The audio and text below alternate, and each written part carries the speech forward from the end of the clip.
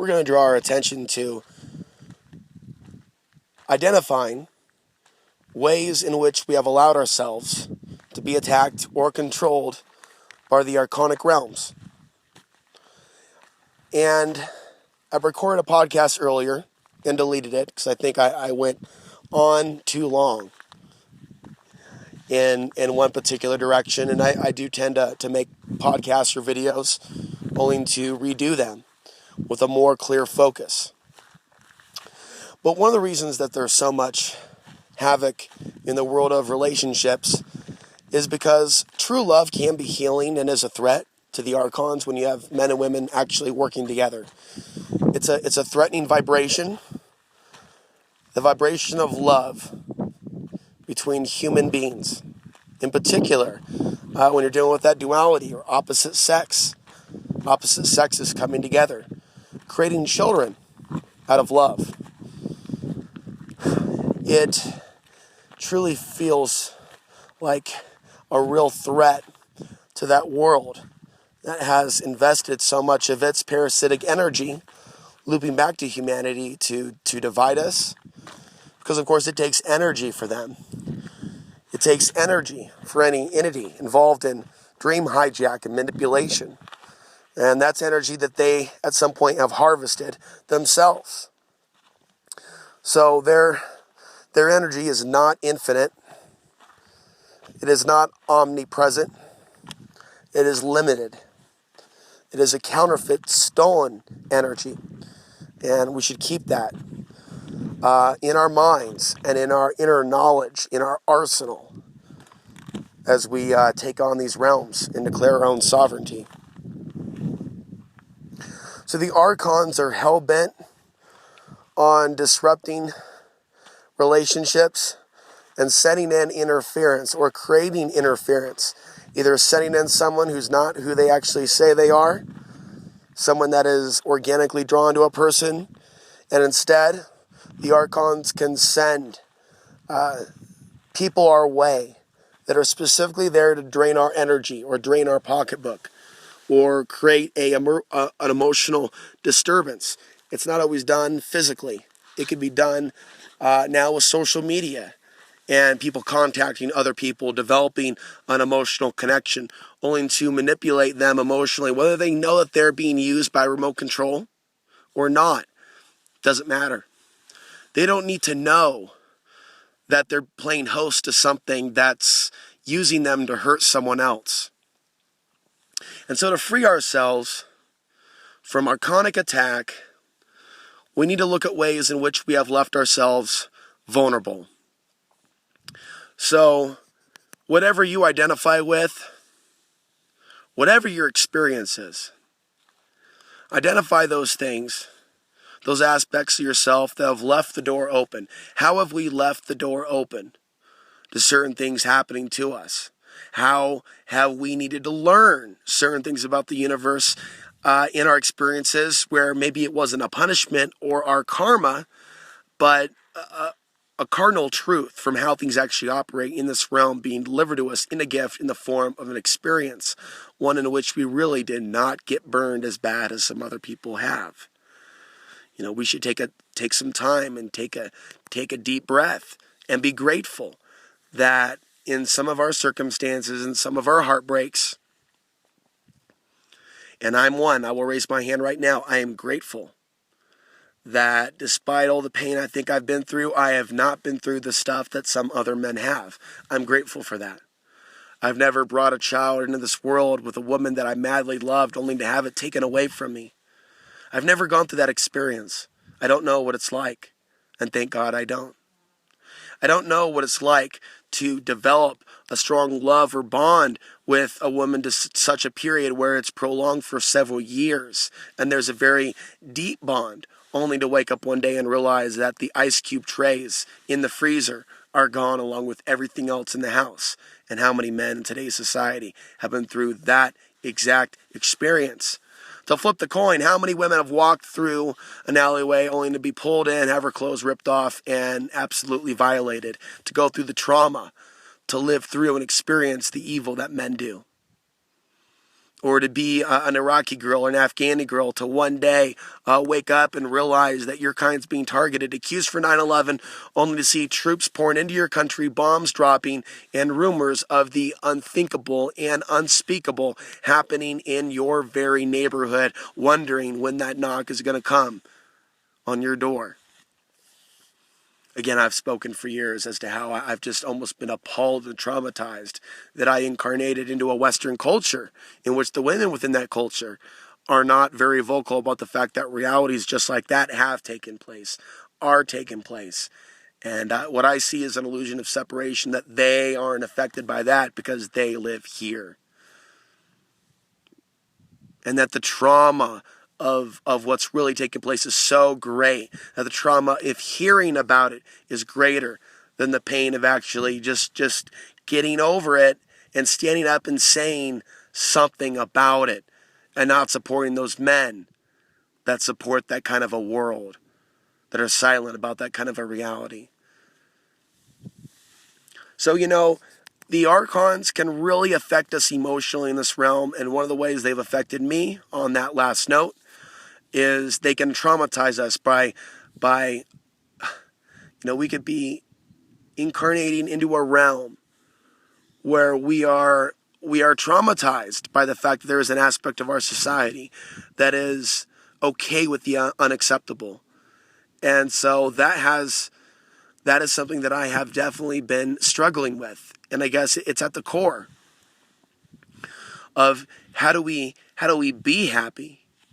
How do we find a sense of peace when you're in a world where you know that other human beings are okay with these things, are not supportive of people that are against those things, to add to the conversation, to bring in relationships? How is that a beautiful world? How is that a conscious world where a person that can be opposed to those things can end up homeless? Now, this is the thinking that leads some people to think that there is no God. These are the experiences, in fact, that can lead to someone becoming, a drug addict or killing themselves or jumping off of a bridge. And I have chosen that I believe that is not the right path for me. I believe that this perceived punishment is something that I can overcome. This ongoing just trauma from living in this world and seeing the effects of the archonic realms, and being willing to admit and being willing to face and searching for those answers in my own healing. What did I do to get sentenced to a lifetime on earth? Because this is straight up a prison. I'm not under some sort of fucking mind control, but this is some sort of paradise. No, this is straight up incarceration. It may have green. It may be an open air prison with greenery. I may be doing this video alongside a lake. This is just another aspect of the prison where I happen to live a little more peacefully than other prisoners. But I'm still in a fucking prison. And there still are overlords. In an earlier version of David Icke's work, in an early David Icke book, he calls it the fourth dimension prison warden consciousness. And it is a prison warden consciousness. This is a prison. So I try to do the good that I can, but to ultimately do the best good that I can, I have to communicate certain truths that I have stumbled upon, and at least share my outside-the-box perspective. And in doing that, there is isolation from this realm. There is rejection from this society. And there are only so many people even listening to this YouTube podcast series. I mean, look at the numbers. So there's enough to discourage me from even trying at this point. I literally am walking a tightrope. And I'm making the pledge to not give up. And I'm making the decision to go all the way. And discussing the world of the Archons, and understanding that there are ways that they can impact our world, counterattack, when we leave ourselves open. And I've covered several other ways already, but to reiterate, by living a life where we intend to do good to others, and we are doing good, where we abstain from stealing, where we abstain from immoral activity, which means sexual immorality, which means being dishonest in your relationship world, playing games with people. That's sexual immorality in my heart, from what I've seen. Living in cities like Portland, seeing the amount of sexual immorality, game playing, judgment, manipulation that a lot of people are doing in today's day and age. I know that that is not good energy. And so, if there's any aspect of our world that is not stable, our relationships with others that are unstable, we could think that we're doing the right thing or that we're in the right, or we could see maybe areas where there's room for improvement. Regardless, we could very likely see interference in our own life with other people once we really start discussing these issues, which is why it's imperative for me to minimize my contact with others at this time and be exactly where I am. Because through experience, when I've made videos on YouTube and I've delved into certain areas, that is the moment where the person in my life has now determined that I'm the enemy. Where someone does a 180 and someone starts hearing voices in their head, or they're having thoughts in their head that they think of their own, and they're derogatory. And I'm my survival's threatened again, and I'm forced to move again. And I notice the timing of these things seems to happen around the timing of some of these videos being created and being produced. And so that's a core reason why I'm out here. And I have not taken down the realm of possibility that something will try to interfere with me being in a calm place, or being warm enough, something that would kind of propel me back into mobility. Now, I'm going to apply my positive thoughts to make sure that doesn't happen.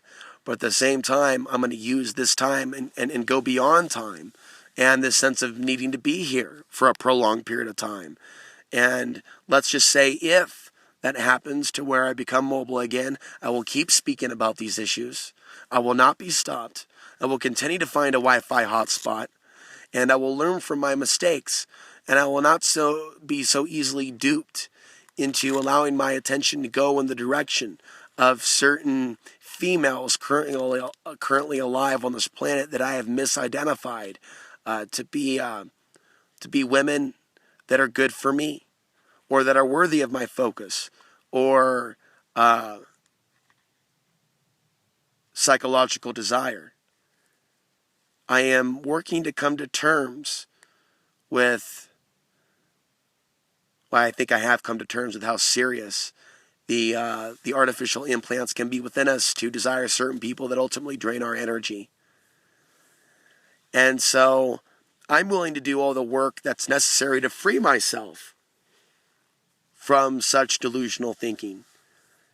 And I certainly am here putting out the intention to free myself of all those delusions, and to share with the world truly how the archons can work through this dimension to completely derail the goals of certain individuals by hijacking their own sexuality and trying to literally steer them into a wall and over a cliff, by creating this counterfeit sense of attraction to the absolute wrong person for them, in some sort of desire for true loving mammalian higher consciousness love, unity, male, female, positive, negative. And I don't mean like good, bad. I mean like, duality, night, day, sun, moon, male, female, AM, PM.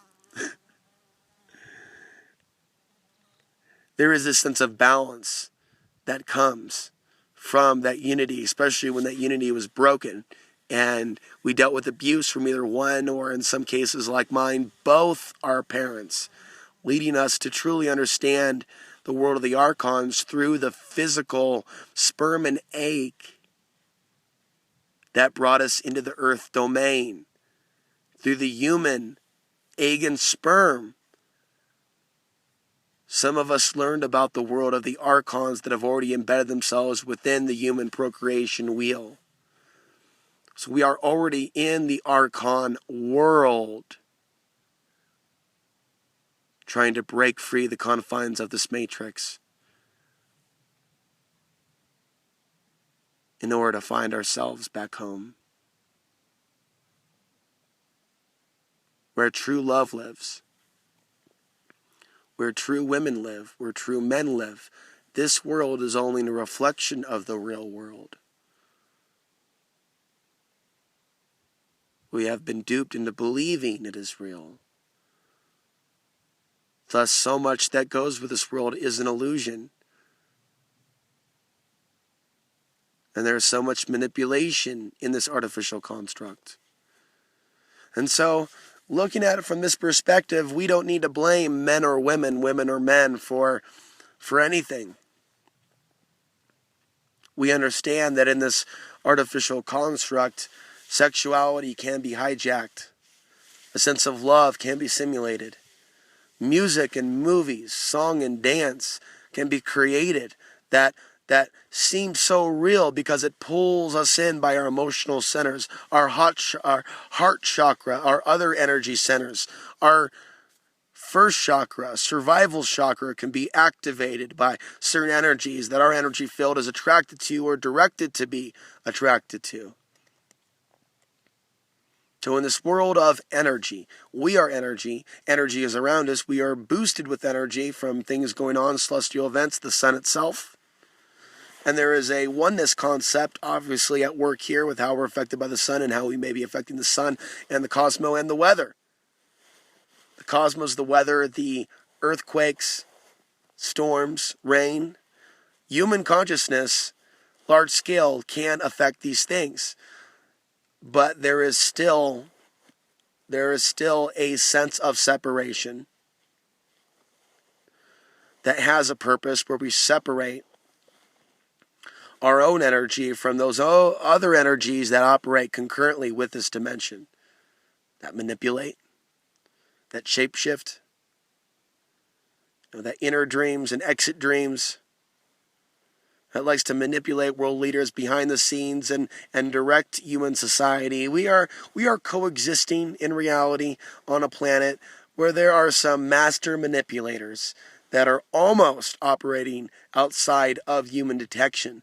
But the reality is, the wild card is, a certain amount of the human population for countless numbers of years has stood outside the herd, has tried to help his or her brothers and sisters understand that there is an aspect to the unseen realms that is interfering and trying to intersect and almost have intercourse with our world and our reality. And as a result, for those of us that have found ourselves in this dimension, we can directly see the world of the archons waging war on the world of romance and true love because of the power that it has. And so we recenter here on our podcast theme the main ways that archons interfere with our life is the world of romance, is trying to attempt to prevent us to have full love. And we have to contend with the fact that in this realm, we are only able to protect our own consciousness and psyche. Others may disagree with that, but we would be violating free will in a way if we were to be protecting someone else's mind from infiltration. The reality that we face, and I believe this to be truth, I believe that the reality that we face is a complicated one. We have the ability to protect ourselves. We have the ability to counterattack these archonic beings. We do not have the ability to protect the mind of our husband or our wife when we choose to do so. We do not have the ability to protect the mind of our girlfriend or our boyfriend or whatever the case may be if we choose to counterattack the archons.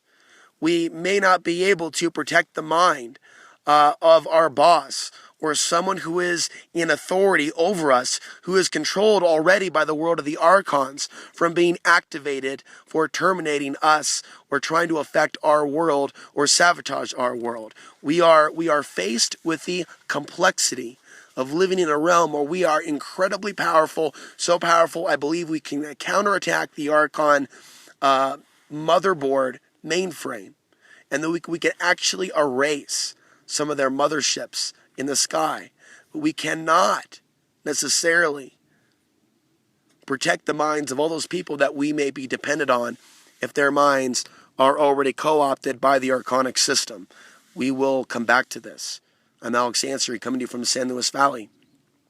August 31st, 2015. We are all powerful beings to a certain extent, not gods or goddesses, but we have powers. That doesn't mean that we are immune to the energetic backlash. So as a result, we prepare to live accordingly with that energetic backlash by diffusing it, stepping to the side of it, and investigating ways in which we cannot truly be counterattacked to where we truly can be sovereign.